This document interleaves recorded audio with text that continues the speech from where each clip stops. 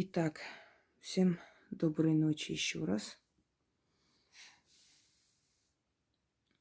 Итак, друзья мои, со свечами ритуалы против врагов делали испокон веков. Есть различные направления, разновидности подобных ритуалов. Я говорила вам, что магия – это когда одна истина связана с другой истиной. Например, как мертвые не встанут, так порча моя не вернется. Далее, как солнце каждое утро встает, так и там это произойдет и так далее, да? Как звезд много, а луна одна, так и я буду там, когда куда-нибудь выходит женщина, так и я буду одна там в центре внимания и прочее. И с воском, со свечами очень много ритуалов, связанных чем-то схожих, именно имею в виду, что, например, как воск тает, так и порча уходит, да? Даже от лишнего веса воск тает, и жир в моем теле тает и прочее. Но есть более простые варианты, есть более сложные варианты, есть более сильные варианты. Но в любом случае оно взаимосвязано. Во-первых, воск – это природный материал, это энергия Земли. Это получается из тысяч цветов. Мед, естественно, из сот, воск. Я надеюсь, что все знают чистый воск, откуда воспроизводится. Во-первых, огонь. То есть, во-вторых, огонь. Огонь – это как связь между миром материальным и духовным. Воск – это энергия Земли, огонь – это космическая энергия.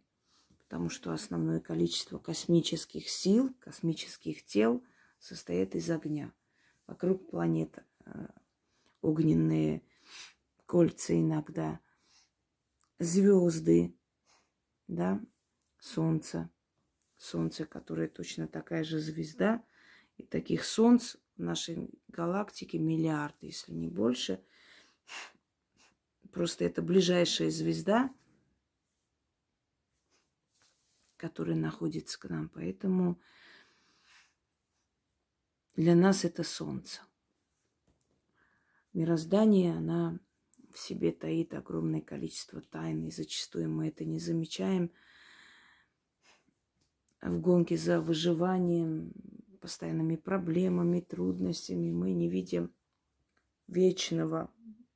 Представьте, нас на эту землю отправляет, чтобы мы увидели этот мир. Не каждая душа удостоилась чести быть рожденным.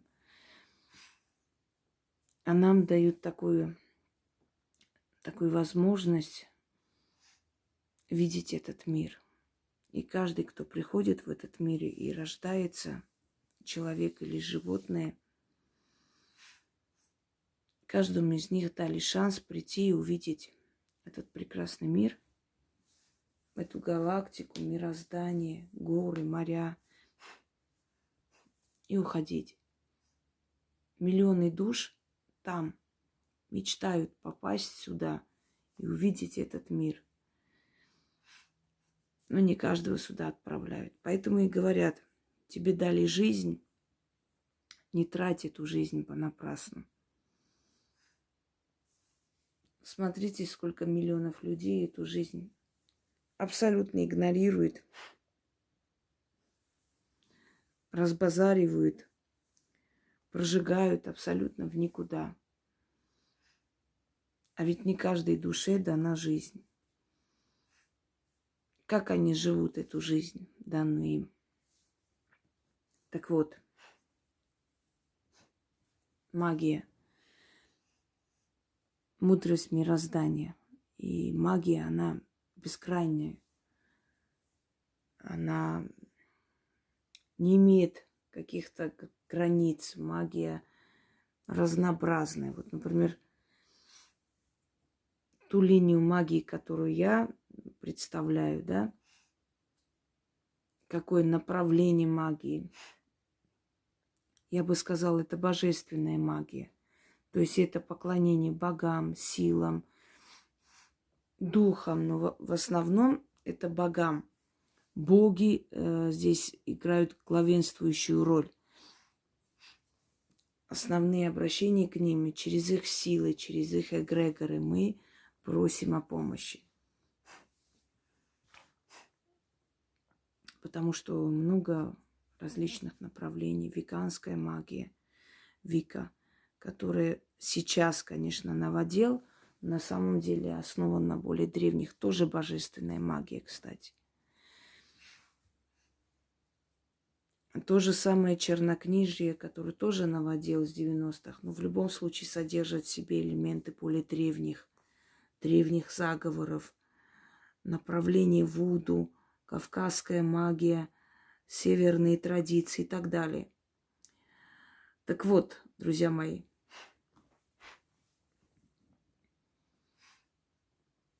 вот, пользуясь законами магии, одну истину связывать с другой истиной, хочу вам подарить сильный действенный ритуал.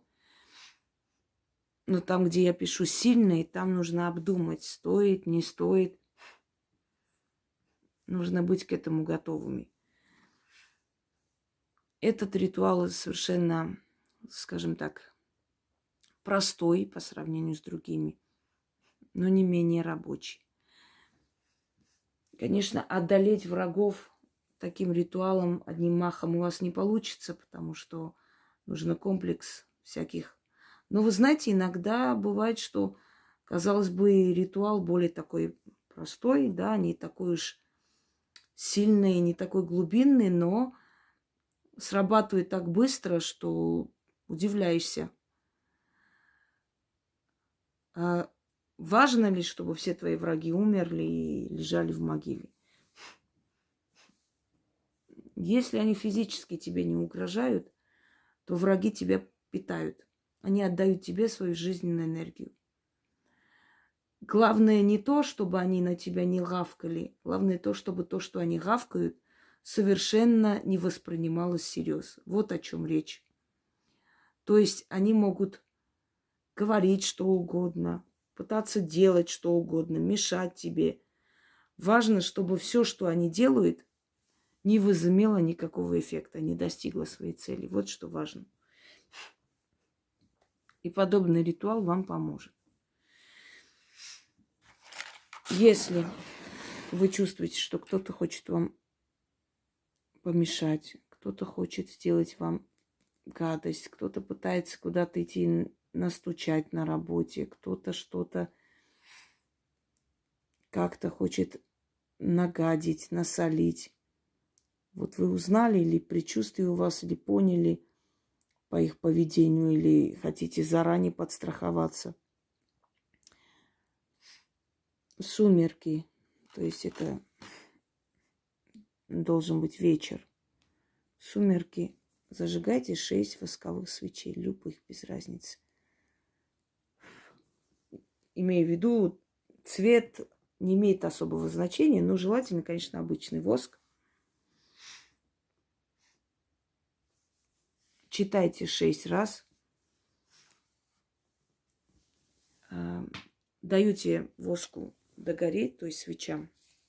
Ну, хотя бы, по крайней мере, вот до этого места. На следующий день, если этот день уже поздно, на следующий день берете 6 монет, огарки свечей и на перекрестке все это оставляете, отворачиваетесь через левое плечо, кидаете, говорите «откупаюсь» и уходите. И через некоторое время все, что против вас хотели сделать, они не возымеют никакого эффекта. А очень может быть и повернуться против них. Такие ритуалы, они очень сильно зависят и от энергии человека, и от его правоты. Насколько он в этот момент вложил силу, веру. уважение. Можно совершенно не верить в это, оно и так получится. Но дело не в этом. Дело в том, что должно быть уважение, доверие к силам. И чем сильнее это уважение, тем сильнее результат. Может, ваших врагов уволят с работы, которые вам мешают или пытаются что-то сделать. Может, их просто заткнут, там скажут, хватит, уже надоело. Может, с директором испортятся отношения кого-нибудь из этих стукачей и так далее. По-разному. У каждого человека может сработать по-разному. Но цель, естественно, будет достигнута. Именно та цель, да, для которого этот ритуал, собственно, на который и рассчитан. Итак, начнем. Как свечи горят, и воск тает от огня жгучего, так и враги мои отступают от заговора могучего. Свечи горят и склоняются, и враги мне покоряются. Свечи сгорят и упадут, так и враги вниз упадут. О боги, дайте мне львиное сердце, а моим врагам зайчьи ноги. Свечи тают и опадают, враги от меня убегают. Свечи сгорели, и воля врагов моих испепелилась. Их словам и делам пустое дно. Я повелитель, а они мои холопы. Заклинаю. Как свечи горят, и воск тает от огня жгучего, так и враги мои отступают от заговора могучего. Свечи горят и склоняются, и враги мне покоряются. Свечи сгорят и упадут, так и враги вниз упадут. О боги, дайте мне львиное сердце, а моим врагам зайчьи ноги. Свечи тают и опадают, враги от меня убегают. Свечи сгорели, и воля врагов моих испепелилась. Их словам и делам пустое дно. Я повелитель, а они мои холопы. Заклинаю. Как свечи горят, и воск тает от огня жгучего, так и враги мои отступают от заговора могучего. Свечи горят и склоняются, и враги мне покоряются. Свечи сгорят и упадут, так и враги вниз упадут. О боги, дайте мне львиное сердце, а моим врагам зайчьи ноги. Свечи тают и опадают, враги от меня убегают. Свечи сгорели, и воля врагов моих испепелилась. Их словам и делам пустое дно. Я повелитель, а они мои холопы. Заклинаю.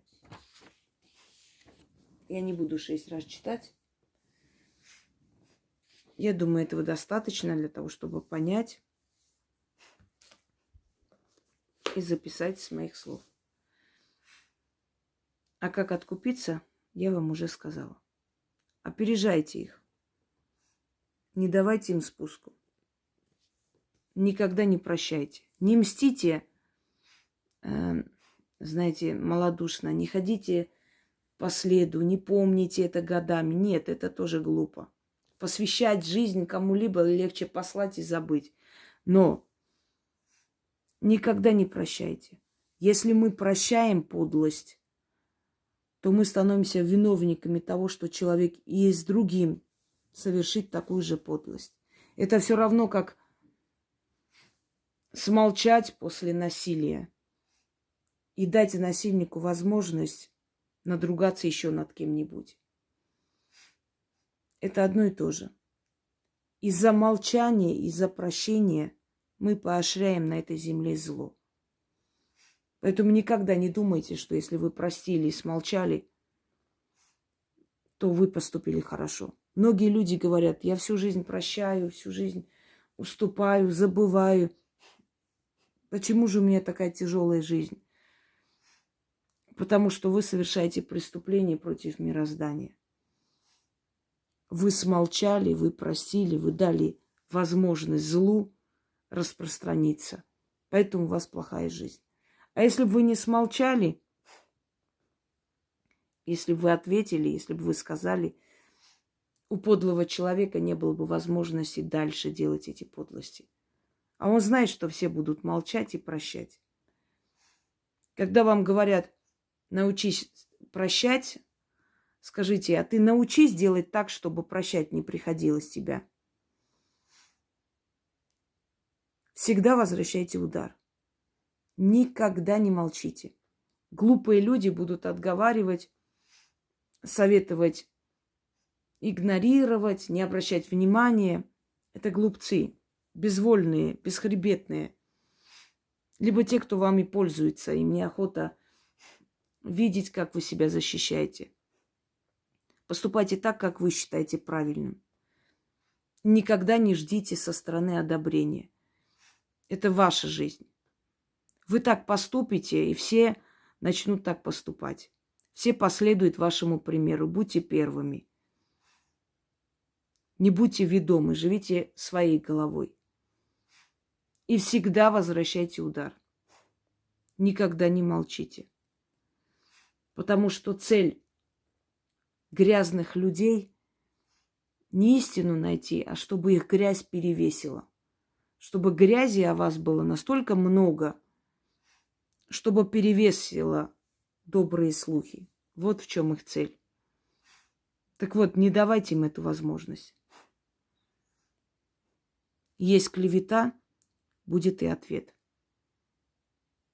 Всегда закрывайте им дороги. Опережайте их. Будьте стратегами. Побеждайте их так, чтобы они завыли. Но делайте это правильно. Настолько правильно, чтобы на их фоне вы всегда выигрышно выглядели. Умно поступайте. Хитроумно, продуманно. И тогда вы будете побеждать всегда. Но к этому надо прийти. И никогда не позволяйте и не подставляйте левую щеку или правую. Вас по одной щеке ударили, а вы кирпичом между ног. В следующий раз за 100 километров вас будут обходить. Запомните это. Тот, кто говорил о том, что нужно подставлять щеку, наверняка сам так не поступал. Всем удачи!